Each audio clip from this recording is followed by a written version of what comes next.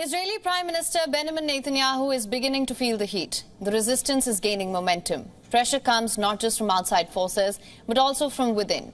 From Defense Minister Yoav Gallant to old friend Joe Biden, the tide is against Bibi.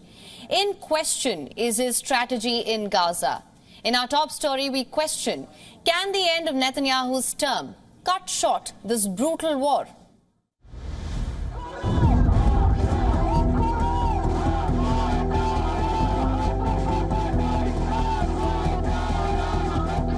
Slogans against Benjamin Netanyahu are getting louder. First it was the streets, then opposition leaders, and now his allies at home and overseas are resisting too. On Wednesday, Bibi's decades-old friend Joe Biden said he is closely watching Israeli actions in Gaza. He even called Netanyahu's war strategy a mistake. Yes, I think what he's doing is a mistake. I don't agree with his approach. I think it's outrageous. The comments came after Bibi claimed that Israel has decided on a date for the Rafah ground incursion. We are constantly working to achieve our goals. First and foremost, the release of all our hostages and achieving a complete victory over Hamas. This victory requires entry into Rafah and the elimination of the terrorist battalions there. It will happen.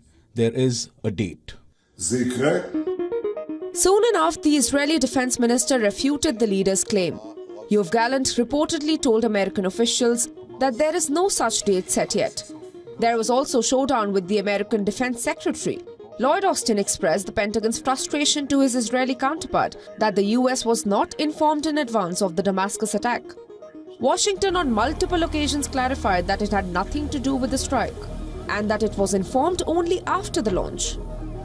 Outside the corridors of power, thousands of Israelis continue to protest for the release of hostages.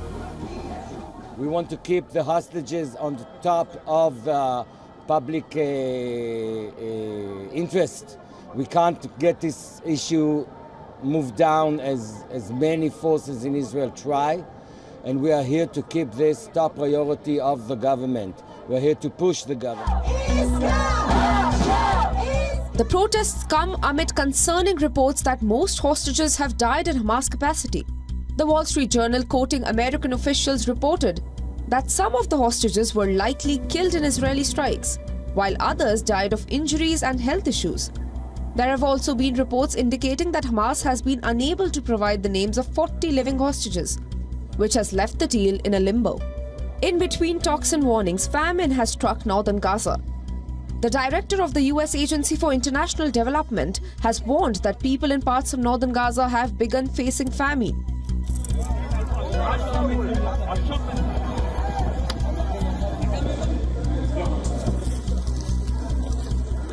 More than 33,000 people have been killed in the Palestinian enclave since October 7th, a grim number that only keeps rising.